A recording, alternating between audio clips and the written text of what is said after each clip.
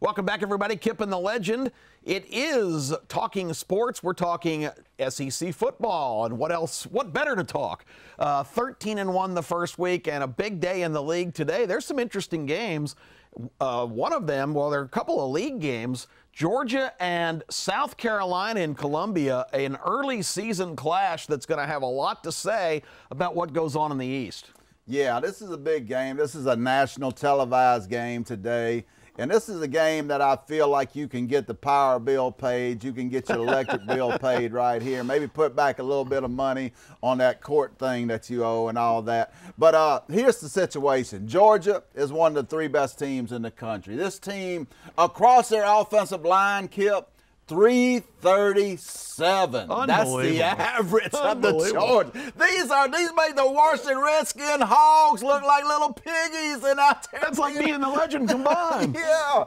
it sounds good because you got Jake Bentley, you got Debo Samuel. It sounds good that South Carolina can win this game, but really in the trenches, that only lasts for about a quarter. I like Georgia here about 37-23. I'd give up the 9 points here with the Dogs. I think they're clearly one of the best teams in the nation. Well, as we explained, and we had Danny Sheridan on the show last week explaining that, again, the point spread, if you missed that discussion, is not a prediction of the game. It is the number to draw action on both sides. So 9 points, Georgia on the road, that's pretty hefty respect in a tough environment. Well, one of the keys, we're going to give you keys to get paid all year. And one of the keys of getting paid is to see how the public bets on something. Because when it comes to gambling, ladies and gentlemen, we, the public, are stupid. That's how Vegas gets so rich.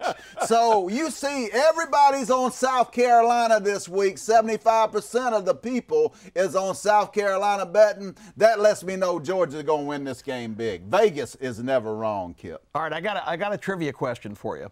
November 15th, 1986, there were two big-time significant events that have carried over. Can you name either one of those? No. November 15th, 1986, first of all, was Kip Keefer's wedding day. Hey! And, yeah. Well, that one carried over. One and done. And we don't need to discuss how that came out. One-hit wonder. That's right. But also on that day, in Lexington, Kentucky, the Wildcats beat Florida 10-3. Oh, okay. November 15th, 1986. Guess what? It has not happened since. Wow. 31, count them, 31 consecutive years Florida has beaten Kentucky in the all-time streak of ineptitude. Now they're in Gainesville today. Florida's a 14-point favorite to make it 32. Can we see history finally interrupted?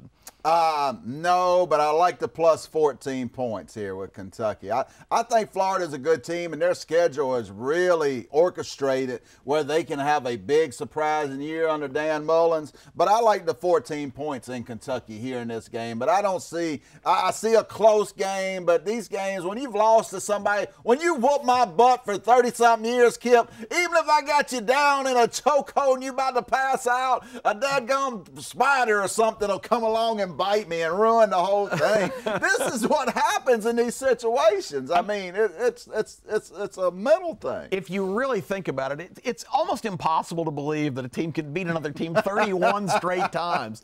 But that's what's going on with the poor Wildcats. Other interesting games.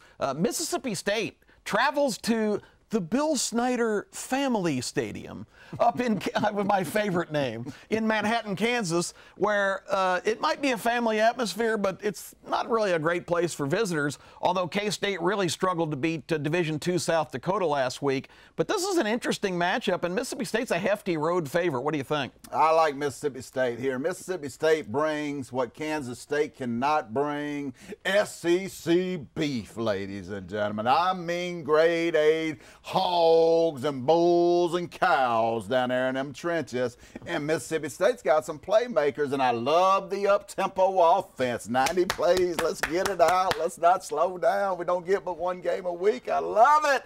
I like Mississippi State big here. Get your money in your pocket in this game. College Station, Aggieville.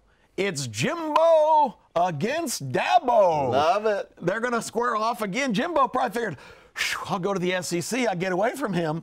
And probably looked at his A&M schedule when he got there and said, oh, my God, who scheduled this game?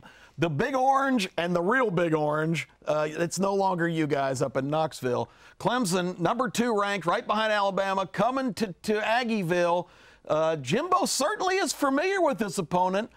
Can the Aggies hang with the Tigers? I think they can. You know, I've been going back and forth on this game, but I kind of feel like Clemson still has SEC trauma to the head after that beating that Alabama put on them last year. And one thing about Kevin Sumlin, he didn't get it done at A&M, but he recruited on an elite level. The reports that I got from Feinbaum and other people who've seen this team in person is they have traveled light years, and Jimbo Fisher is 2-2, I think, against Dabo, somewhere in there. That's right. So, I mean, I think this is a close game. I kind of see it like the Auburn-Clemson game last year. Maybe Clemson pulling it out, but take the points in A&M here. I like it. That's going to be one of Kip's catastrophes coming up. Oh, and we're going to have those for you next. Kip's catastrophes, legends, losers. We're going to tell you who not to bet on when we come back on Talking Sports, our Week 2 edition here on ABC.